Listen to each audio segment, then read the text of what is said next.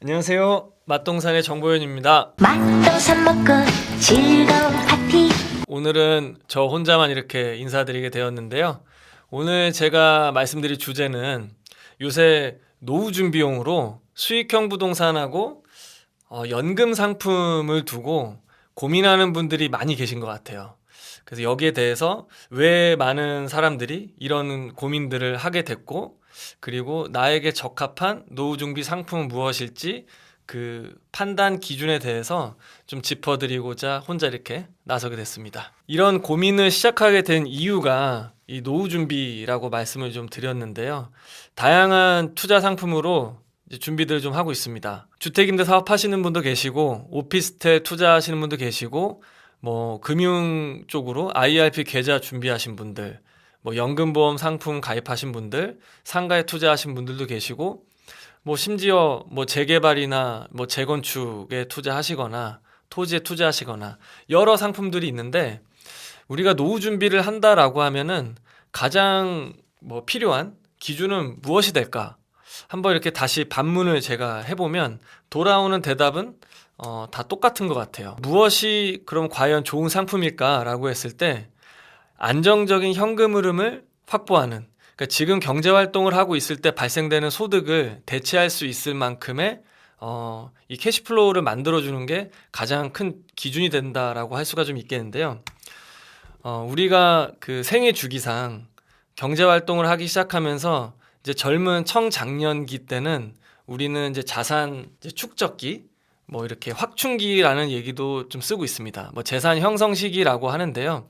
그러니까 이때는 많은 레버리지를 일으켜서 내가 돈을 벌고 있는 급여라든지 사업 소득이 있다 보니까 이자에 대한 부담도 감내해 가면서 그 차익을 많이 남기는 식으로 이제 재산을 이제 증식해 나가는 이제 패턴으로 이제 보통 자산 관리들을 많이 하고 있고, 은퇴를 앞두고 있거나 은퇴하고 난 이후에는 이때는 이제 자산 운용 시기라 그래서 경제적 은퇴를 하기 전까지 잘 축적해 놓은 자산들을 이제 효율적으로 운용을 하면서 하루하루 이렇게 살아가는 게 될 텐데요. 이때부터는 현금 흐름이 가장 이제 중요한 기준이 될 수 있습니다. 그러니까 만약에 예를 들어서 저한테, 제가 나이가 지금 60인데 이제 환갑잔치를 마쳤는데 20억 정도 되는 그 지방에 토지가 있다라고 가정을 했을 때 20년 후에 어떤 호재가 있어서 이게 약 한 3배가 돼서 60억이 된다라고 가정을 했을 경우에 과연 이게 나한테 큰 도움이 될까라는 의문이 좀 생기는 거죠. 그 60억이 됐을 때 그때는 해피할 수 있겠지만 지금 60에서 80세까지 가는 그 20년이란 시간 안에서 매달 나한테 꼬박꼬박 들어오는 현금이 없다라고 했을 때는 과연 그 60억에 대한 의미가 있을까? 이런 생각이 드는 거죠. 그러니까 내 안방에 잘 숨겨놓은 고려청자 같은 골동품 같은 거밖에 안 되는 거죠. 이제 그만큼의 효용 가치가 없다 보니까 차익을 많이 남기는 자산보다는 차익은 그렇게 크게 올라가지 않더라도 이제 그만큼의 효용을 매달 나에게 월급처럼 가져다 줄 수 있는 자산이 중요하게 된 거죠. 그래서 사람들이 이 노후 대비용으로 어떤 투자 상품을 결정한다라고 하면 이 소득을 대체할 수 있을 만한 상품이 나한테 가장 적합한 게 되는 것입니다. 그래서 우리가 수익형 부동산하고 이제 연금 상품하고 이렇게 비교를 좀 하게 될 텐데요. 하나는 부동산의 영역이고 이제 하나는 금융 상품의 영역입니다.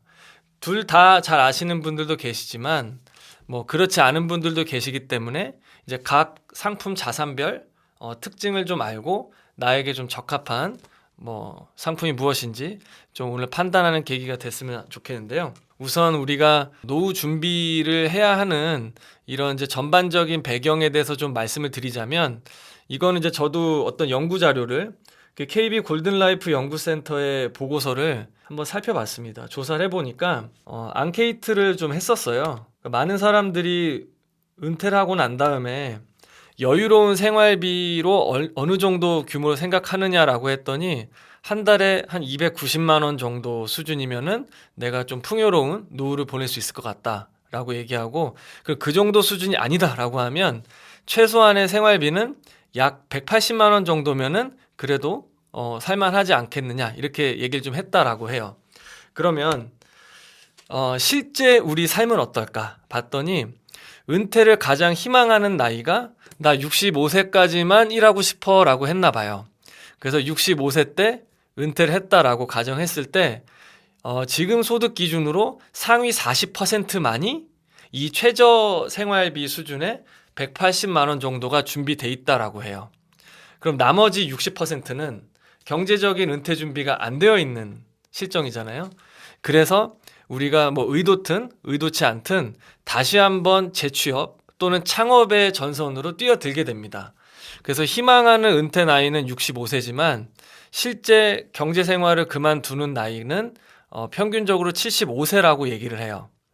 그러면 나머지 10년 동안을 우리가 일을 더 하기 때문에 이때는 실제적인 은퇴가 아니라 반퇴라는 용어를 요새 또 많이 이렇게 지칭해서 쓰이기도 하는 것 같아요. 근데 반퇴 인구의 평균 소득 자체가 한 180만 원 정도 수준으로 조사가 되고 있습니다.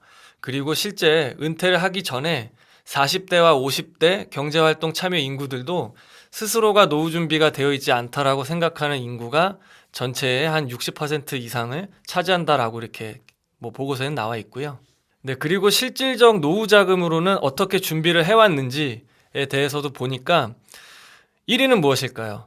어떤 상품으로 노후 준비를 하고 있을까 봤더니 많은 사람들이 의무적으로 좀 가입을 해야 되는 이제 국민연금이 압도적인 1위를 차지하고 있는 상품이고, 국민연금을 제외한 나머지 노후 준비는 어떻게 하고 있는지 봤더니 살고 있는 주택이 그 두 번째예요. 그러니까 주택연금을 이제는 뭐 해야겠다라고 하시는 분들의 뭐 숫자도 많이 늘어나고 있는 것 같아요. 그러면 우리가 이렇게 보면 될 것 같아요. 국민연금으로 내 의지와 상관없이 계속 준비했던 상품을 제외하고는 집이 전부다 보니까 사실 노후 준비를 위한 대부분의 상품은 부동산에 이미 다 구성이 되어 있다라고 좀 보여지고 있고요.